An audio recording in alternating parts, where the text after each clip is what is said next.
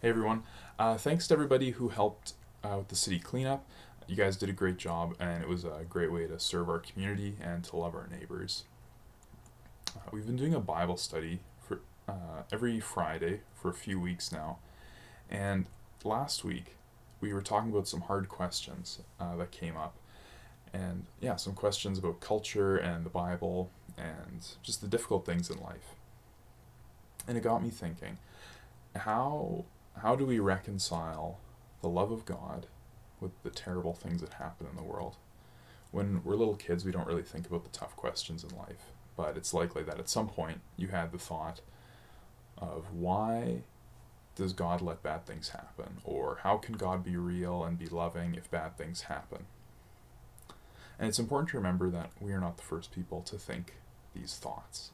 The Bible is full of writers who wrestle with God and the terrible things that happen in the world, and they're constantly asking questions, especially in the Psalms. Over and over, the authors in the Psalms, they ask God, "Are you listening?" Or they ask God, "Why do you let my enemies succeed, even though their plans are evil?" Or "Why am I in pain? Why am I lonely?" All that, and yeah, a lot of other really hard questions. And even though they ask these tough questions, and oftentimes don't seem to find answers, they still had incredible, unshakable faith in God. I used to think that faith in God was only possible when I had all the answers to life's hard questions, that I would only be able to have a strong faith if I knew all the arguments and all the technical answers to how God exists and, all those sorts of things, and be able to debate with people that don't believe in God and be able to win those debates. I thought until I could do that, I couldn't have faith, or my faith wasn't very strong. And maybe we need some of that. Maybe it would help you to watch a few videos of Christians that are much smarter than me kind of explain some of those things. But I don't believe that knowledge alone will produce this strong faith. We know that because all the faithful Christians in the Bible who stayed with God even though they didn't have answers to those questions. They had a lot of answers and were very smart and did do a lot of research and stuff, but not every question could be answered. Several studies show that the church in North America is actually shrinking. Fewer and fewer Christians are teenagers, and fewer teenagers are continuing their practice of Christianity as they become adults. And a lot of people fear that this is because university professors are asking tough questions and they're challenging the faith, and they're brainwashing kids and convincing them not to be Christians anymore. And I'm not an expert, and that may be part of it, but I think there's a bigger reason. I think there's something else. I think many people who are Christians can't answer this question: why are you a Christian? And if you cannot answer this question, it can become very easy to leave the church and leave it behind after being confronted by a tough question. It's easy to lose the faith if you have no reason to keep it. If it's convenient to leave our faith, we often will.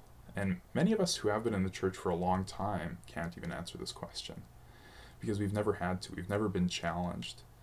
We are part of the church only because we always have been, and that's where our friends are, that's where our family is, that's where our community is, and we don't realize that we still need to answer this question for ourselves. Especially here in Winkler, many of us have never had to explain to a coworker, why do you go to church, or why are you a Christian? And we're simply part of the church just because that's our routine. But many Christians haven't answered the question of why they are a Christian.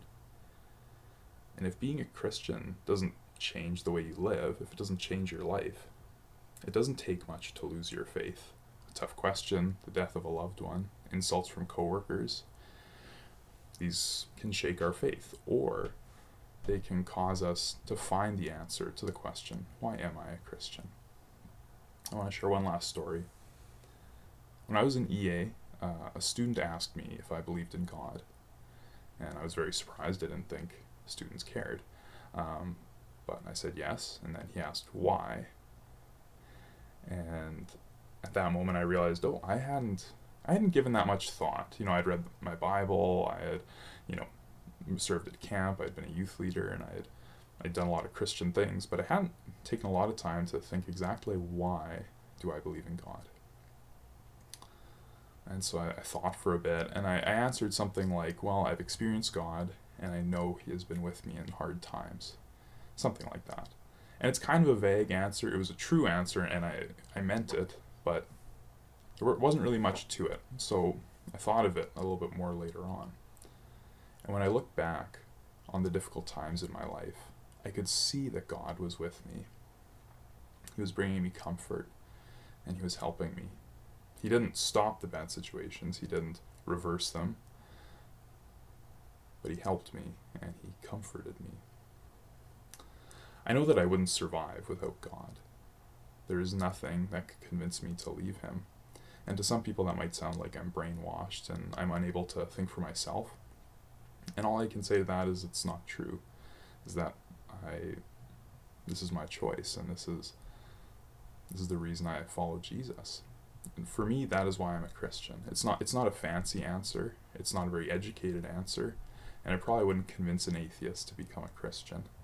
But it convinces me every day to follow Jesus. Granted, some days I don't do it very well, and some days you might say I don't do it at all, but Jesus always takes me back.